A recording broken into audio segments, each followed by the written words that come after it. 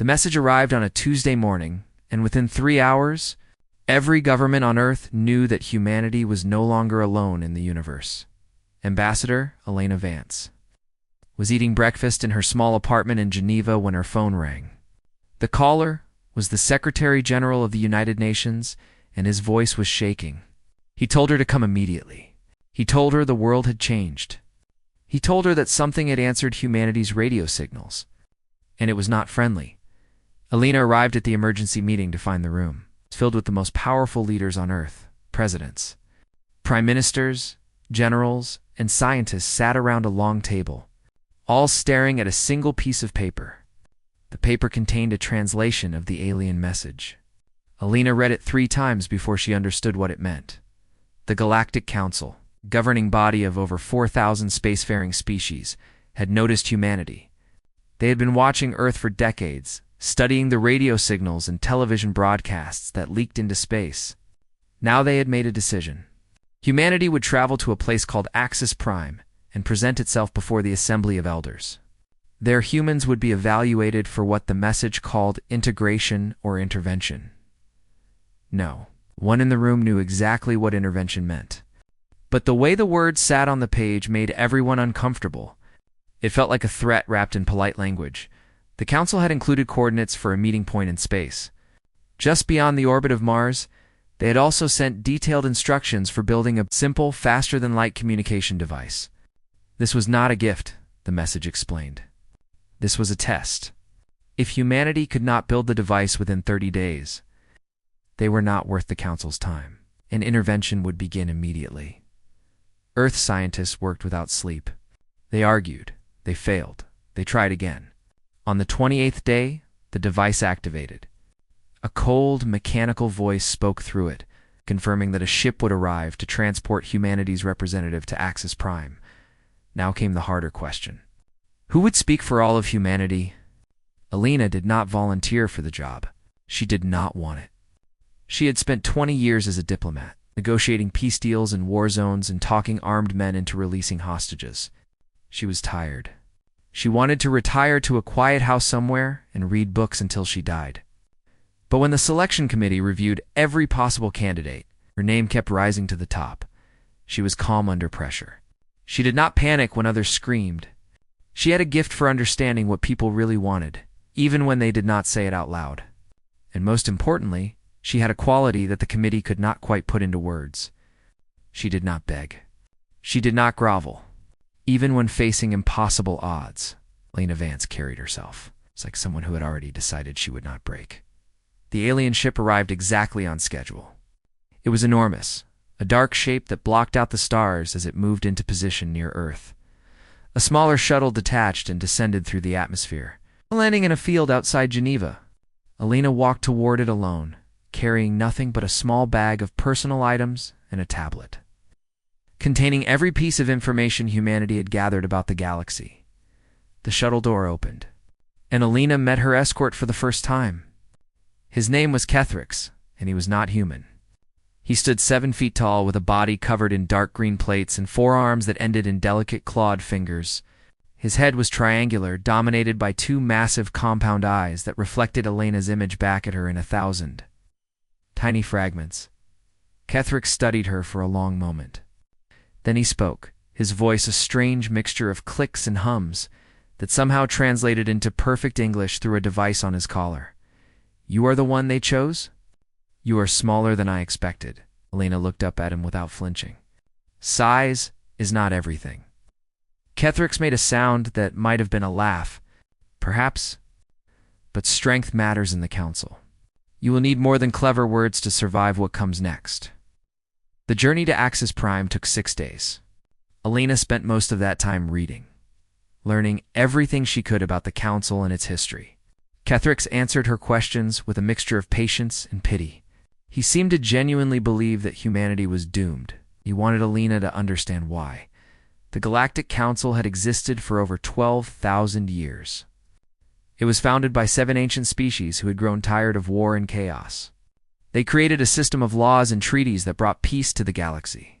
Any new spacefaring species was required to present itself before the Assembly of Elders and request membership. Those who proved useful were integrated into the council as junior members. Those who proved dangerous were neutralized, and those who proved worthless were simply ignored, left to struggle alone in a galaxy that had no place for them. Every species that had come before humanity had followed the same pattern. They arrived at Axis Prime, stood before the elders, and begged for acceptance. They offered resources, technology, or military service. They promised to follow the Council's laws without question. They submitted. The Council expected humanity to do the same. Alina listened carefully to everything Kethrix told her. She asked about the species that had refused to submit. Kethrix's antennae twitched uncomfortably. There have been a few, he admitted. They no longer exist. The Council destroyed them. The Council did what was necessary to maintain peace. Alina nodded slowly. She did not argue. She did not react. But something changed in her eyes. A cold light that Kethrix did not notice. On the final night before they reached Axis Prime, Alina stood alone in the observation deck of the ship. Through the massive window, she could see their destination growing larger. Station the size of a small moon, rotating slowly against the backdrop of distant stars. Somewhere on that station, the most powerful beings in the galaxy were waiting to judge her species. Alina thought about the briefing documents her government had prepared. 200 pages of suggested responses, diplomatic phrases, and carefully worded submissions. Every expert on Earth had contributed something. Every word had been chosen to maximize humanity's chances of survival. She pulled up the documents on her tablet, read through them one more time. Then she deleted them all. Humanity had sent her because she did not beg, and she was not going to start now. Axis Prime was the largest structure Alina had ever seen. As their shuttle approached, she realized that calling it a station did not capture its true nature. It was a city floating in space, a rotating wheel of metal and glass that housed millions of beings from across the galaxy. Lights flickered across its surface like stars that had been captured and tamed. Ships of every size and shape moved around it, docking and departing in an endless dance of commerce and diplomacy. Kethrix stood beside. Hers they descended toward the main docking bay. His compound eyes reflected the station's lights, and his antennae moved constantly, picking up signals and frequencies that Alina could not perceive. When we land, you will be taken to a preparation chamber, he explained. You will have 1 hour to rest and compose yourself. Then, you will be escorted to the assembly chamber to face the elders. Do you understand? I understand, Ambassador Vance. I must tell you something. Kethrix's voice dropped lower, almost gentle. I have served as an escort for many new species. I have seen them arrive with hope and leave with nothing. The Council is not cruel, but it is not kind either. It is efficient. It does what it believes is necessary for the greater peace of the galaxy. Alina turned to look at him. What are you trying to say? I am saying that you should prepare yourself for what is coming. The elders will offer you protectorate status. Your species will become a dependent of a more powerful civilization. It's required to provide resources or labor in exchange for protection. It is not slavery, but it is not freedom either. Most species accept this arrangement because the alternative is worse, and if we refuse, Kethrix was silent for a long moment. Then you will be offered nothing at all. And the Council will decide what to do with a species that has no value and no place in the galactic order. The shuttle landed with a soft thump. The doors opened, and Alina stepped out into a world unlike anything she had ever imagined. The docking bay was enormous, filled with beings of every shape and size. Some walked on 2 legs like humans. Others moved on for 6 or dozens of limbs. Some floated through the air, their bodies made of gas or light. Some were so large that Alina could have walked through their shadows without being noticed. And everywhere she looked, she saw eyes turning toward her. Studying the small creature that had come to stand before the Council, she felt incredibly alone. A team of guards escorted her through winding corridors to the preparation chamber. It was a simple room with a bench, a table, and a window that looked out over the station's central hub. Alina sat down and waited. The hour passed quickly, too quickly. When the door opened again, Ketherick stood waiting with 4 armored guards. Their faces were hidden behind dark visors, and their weapons hummed with a low, threatening energy. "It is time," Ketherick said. They walked through a maze of hallways and lifts, each one more ornate than the last. The walls were covered with carvings that depicted the history of the Council.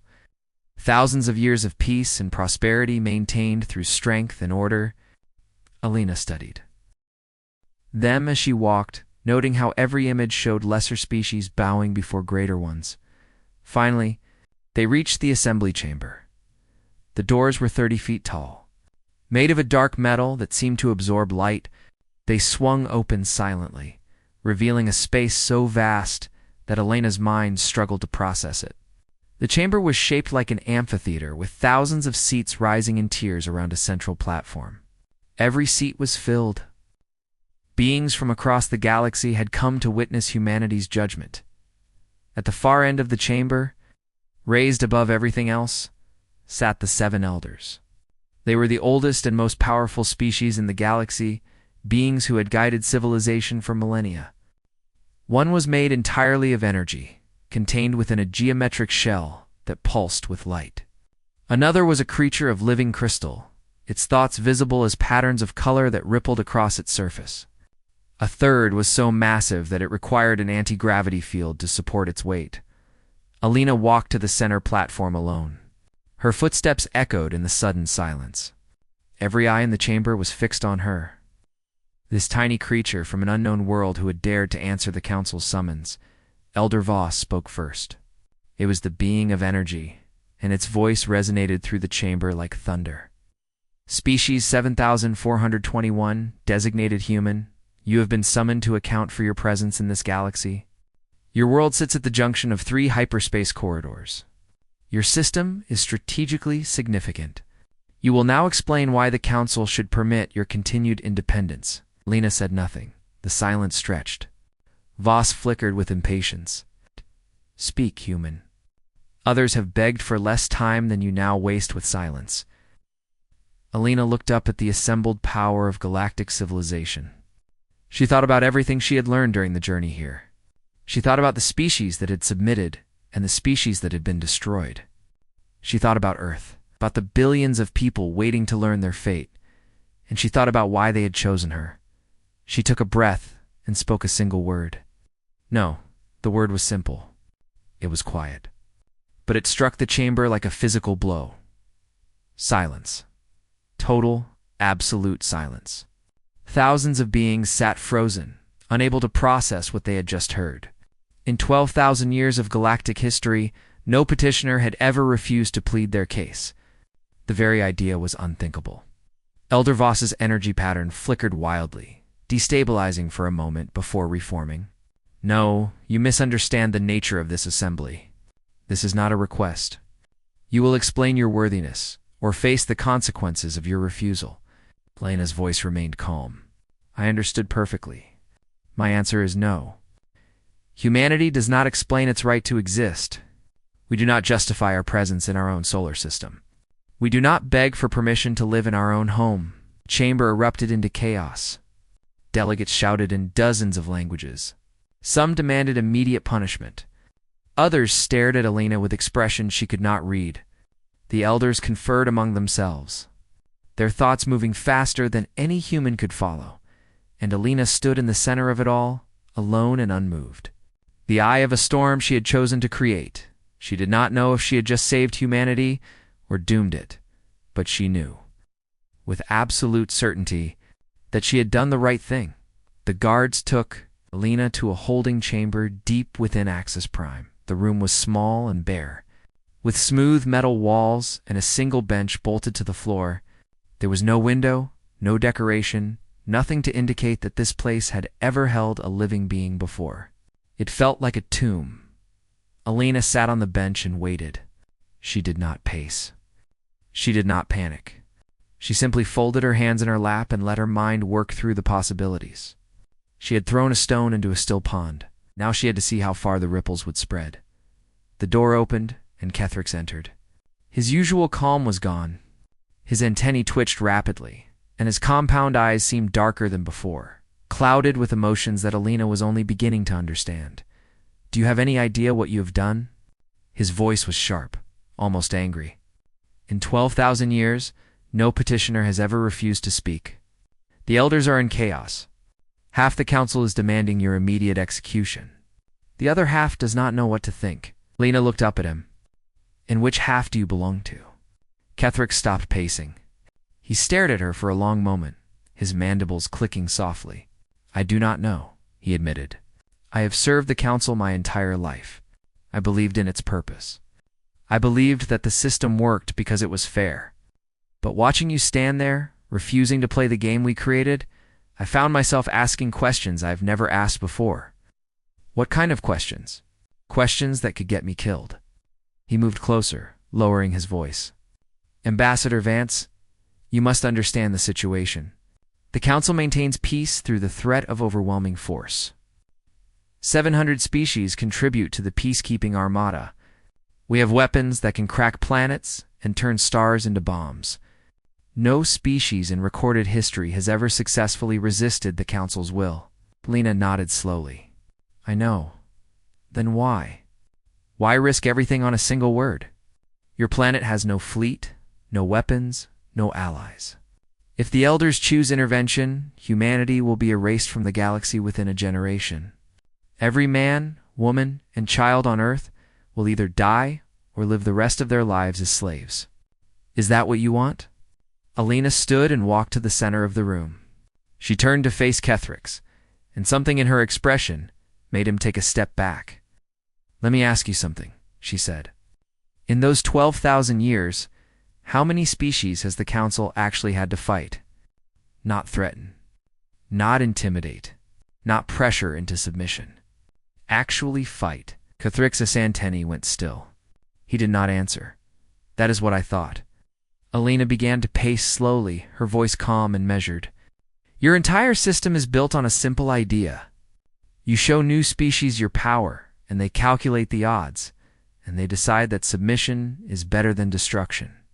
It is a rational choice. It is the smart choice. And for 12,000 years, every species has made the same calculation. She stopped and looked directly at Ketherick. But humanity did not calculate the odds of winning. We calculated the cost of fighting. Not to us, to you. What do you mean? I mean that your council has never been tested.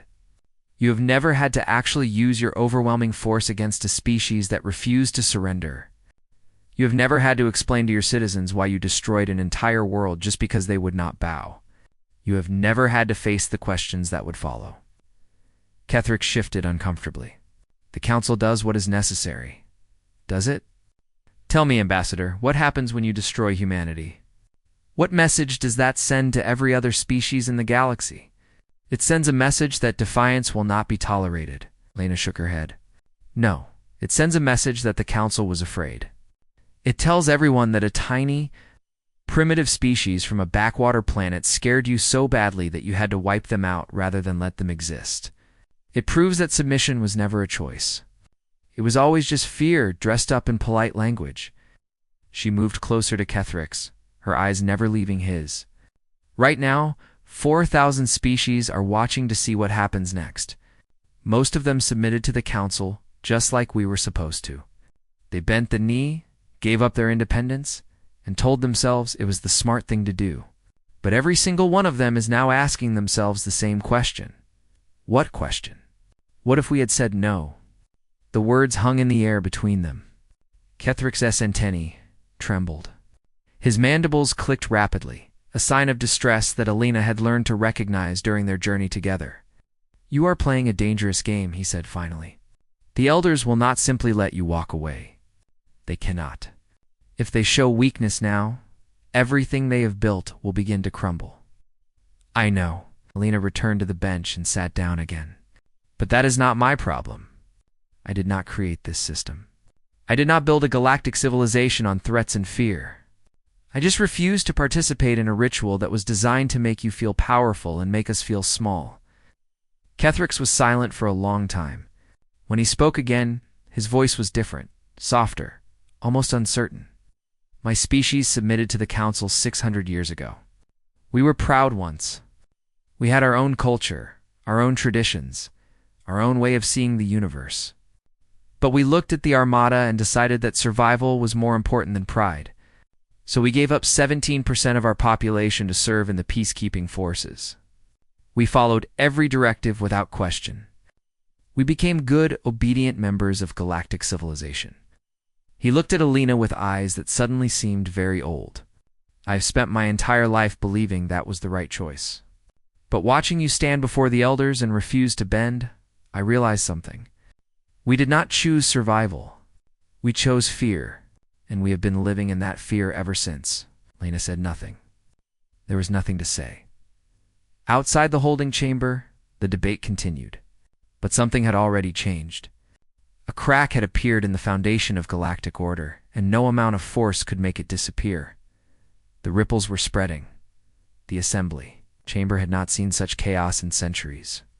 Delegates from across the galaxy argued and shouted, their voices mixing into a wall of noise that filled every corner of the vast space.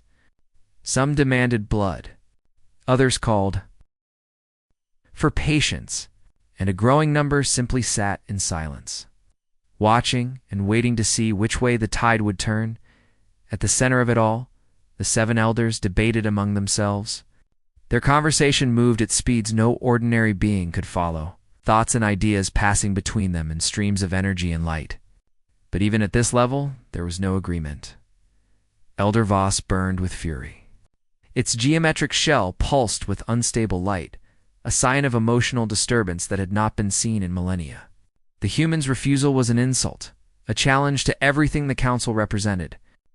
Action must be taken. An example must be made. If word spread that a primitive species could simply say no and walk away, the entire structure of galactic civilization would collapse. Elder Yenix disagreed. The ancient silicon being had lived longer than most stars, and it had seen empires rise and fall across the galaxy. It counseled patience. The human had broken no laws, committed no crimes. She had simply refused to participate in a ceremony that, when examined closely, had no legal basis at all. Destroying her species for this would prove only that the council ruled through fear, not justice. The other elders fell somewhere between these positions. Some worried about the practical challenges of intervention. Humanity's solar system was indeed strategically valuable, but the resources required for a full military campaign would be enormous. Others worried about the political implications. Already, whispers were spreading through the galleries. Species that had been silent for generations were suddenly asking questions. Finally, Elder Morith spoke. Morith was the oldest being in the chamber. So old, in fact, that no one remembered what species it had once belonged to. Its original body had been replaced countless times over the millennia, until only thought remained, housed in a crystalline matrix that predated the council itself. When Morith spoke, everyone listened. I have watched this body govern for 9,000 years, Morith said. Its voice did not come through sound, but appeared directly in every mind present, a gentle pressure that demanded attention. In that time, I have seen us integrate thousands of species through promise and threat. I have seen us maintain order through the assumption that no rational being would choose destruction over submission. And I believed, truly believed, that this system was just. The chamber fell silent.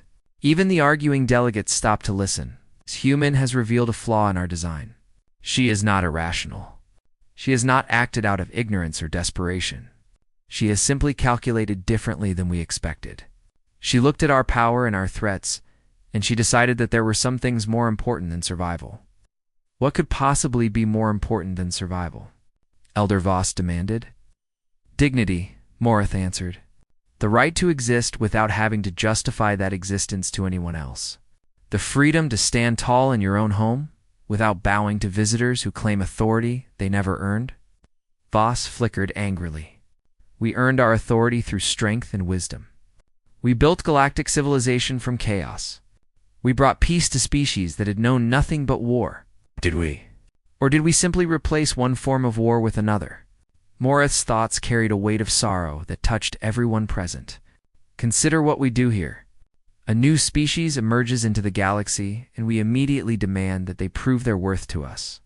We require them to submit to our judgment, to beg for permission to exist. And if they refuse, we destroy them. How is this different from the empires of conquest that we claim to have transcended? The question hung in the air, unanswerable. The human asked for nothing, Morith continued. She demanded nothing. She did not threaten us or challenge our right to exist.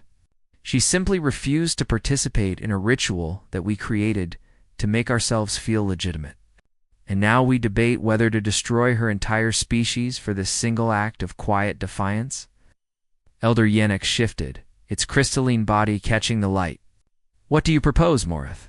We cannot simply allow this to stand. The precedent would be catastrophic. Would it? Look around this chamber. Morath directed attention to the galleries, where thousands of delegates sat in uncomfortable silence. Look at how they watch us now. They are already asking the question that the human planted. They are already wondering what would have happened if their ancestors had made a different choice. Voss burned brighter. Then we must act quickly. Crush the humans. Show the galaxy that defiance leads only to destruction. Restore order before these dangerous thoughts spread further. And prove every word she said, Morith replied calmly. Prove that submission was always a lie. Prove that we offered no true choice, only the illusion of one. Prove that for 12,000 years we have ruled through fear and called it civilization. The silence that followed was absolute. I am old, Morith said finally. Older than any of you can truly understand. I have seen countless species come and go. I have watched the galaxy change in ways that once seemed impossible. And I have learned that the most dangerous moment for any empire is not when it faces external threats, but when it faces internal questions it cannot answer. The crystalline matrix pulsed with ancient light. This human has asked us a question. Not with weapons or threats, but with a single word. And I fear that any answer we give will destroy something. If we destroy humanity, we destroy the lie that our system is just. If we let them go, we destroy the lie that our power is absolute. Morath paused, letting the weight of its words sink in. The question is not what to do with the humans. The question is, what kind of civilization we want to be? And that is a question that each of you must answer for yourself. The debate continued for 3 more days, but something fundamental had shifted. The certainty that had guided the council for millennia had cracked. And in the galleries watching and waiting, thousands of species were beginning to remember what it felt like to ask questions. On the 4th day, Alina Vance was brought back to the assembly chamber. The galleries were even more crowded than before. Species that had never attended a council session had traveled from across the galaxy to witness the verdict. Ships had been arriving at Axis Prime in unprecedented numbers, their passengers desperate to see history being made. The air itself seemed to vibrate with tension. Alina walked to the center platform alone. She wore the same simple clothes she had worn on the first day. Her face showed no fear, no hope, no expectation. She simply stood and waited. Elder Voss spoke first. Its geometric shell had stabilized, but there was something different about its light. Something dimmer. Ambassador Alina Vance of Earth, the Council has deliberated for 3 days on the matter of your species. We have considered every argument, examined every precedent, and consulted the wisdom of ages. And we have reached a decision. Alina said nothing. We find ourselves in an unprecedented position. You have broken no law. You have made no threat. You have committed no crime against the peace of the galaxy. You have simply refused to participate in a ceremony that we must admit has no legal foundation beyond tradition. A murmur rippled through the galleries. Therefore, we hereby recognize humanity as an independent spacefaring civilization. You will be subject to standard treaties and trade agreements, with full rights to your home system and any territories you may peacefully settle. You will not be required to submit to protectorate status or provide tribute to any existing power. The murmur grew louder. Alina remained still. However, Voss continued, and there was something almost pleading in its voice. We ask for an explanation. Not as a requirement. Not as a condition of this ruling. Simply for our understanding. For our records, why? Why did you risk everything your species had on a single word? Alina looked up at the elders. She looked at the galleries filled with beings from across the galaxy. She thought about the question carefully before answering. Because you needed to hear it, she said. Not from us specifically. From anyone. 12,000 years of civilization, and no one ever reminded you that the word no exists. That is a long time to forget something so important. She turned slowly, addressing not just the elders but everyone present. Humanity is not special. We are not braver than the species who came before us. We are not stronger or smarter or more worthy of freedom. We simply arrived at the right moment. After millennia of submission, after generations of obedience, we happened to be the species that looked at your system and asked, "Why?" Her voice echoed through the silent chamber. Why must new species prove their worth to older ones? Why must the young bow to the ancient? Why must anyone justify their right to exist in their own home? These are not questions of power or strategy. They are questions of basic dignity. And the fact that no one had asked them for 12,000 years does not mean they did not matter. She paused, letting her words sink in. You built something impressive here. A civilization that spans the galaxy. Peace between species that once destroyed each other. Order where there was chaos, but you built it on a foundation of fear. You built it on the assumption that beings will always choose survival over dignity. And for a very long time, you were right. Lena looked directly at Elder Voss. But fear has an expiration date. Eventually, someone was going to remember that they had a choice. Eventually, someone was going to stand before you and say no. It just happened to be us. The silence stretched on. Then, from somewhere in the galleries, a sound began. It was soft at first, barely audible, but it grew, it spread. Thousands of beings from hundreds of species began to make noise. Some clapped. Some stomped. Some produced sounds that Alina had never heard before. But the meaning was clear. They were applauding. Elder Morith's crystalline matrix pulsed with warm light. Ambassador Vance, the Council thanks you for your honesty. You are free to return to your world with our recognition and our respect. May your species find peace among the stars? Lena bowed her head slightly. Thank you, Elder. I hope that we can build something better together. All of us. She turned and walked toward the exit. Kethrix was waiting for her at the door. His posture was different than before, straighter, prouder. Ambassador Vance, he said, quietly as she approached. I have just transmitted a message to my government. I have recommended that we begin reviewing our arrangement with the Council. Lena stopped. And what did they say? Kethrix's mandibles clicked, and what Alina had learned was a smile. They said they had been waiting 600 years for someone to go first. They walked out of the chamber together. Behind them, the noise continued to grow. Representatives were clustering, speaking in urgent tones, pulling up communications to their homeworlds. Old alliances were being questioned. New possibilities were being discussed. Something that had been frozen for 12,000 years was finally beginning to move. Alina did not look back. She did not need to.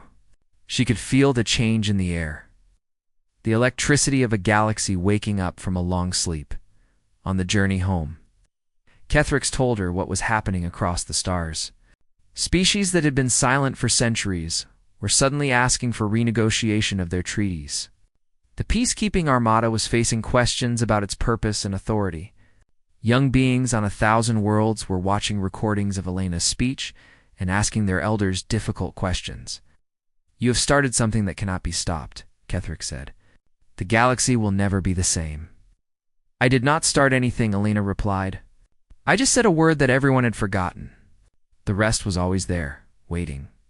When she returned to Earth, Alina Vance was greeted as a hero, but she refused the celebrations and the medals. She had done nothing heroic.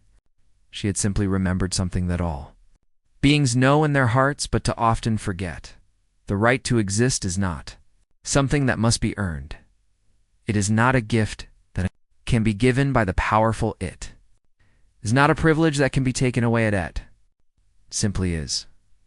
And sometimes, the most powerful thing anyone can do is to stand tall and remind the universe of that simple truth. 50 years later, historians would call the transformation the Great Rebalancing. The Galactic Council was restructured entirely, not through war, but through a cascade of peaceful renegotiations. Fear gave way to genuine cooperation. Obedience gave way to mutual respect, and in the archives of Axis Prime, a single recording was preserved for future generations. It showed a small human woman standing alone before the assembled might of galactic civilization. It showed her listening to their demands, and it showed her speaking a single word that changed everything. No, one word, one moment of quiet. Courage. One reminder that dignity is not something that can ever be taken away. It can only be surrendered. And humanity chose not to surrender.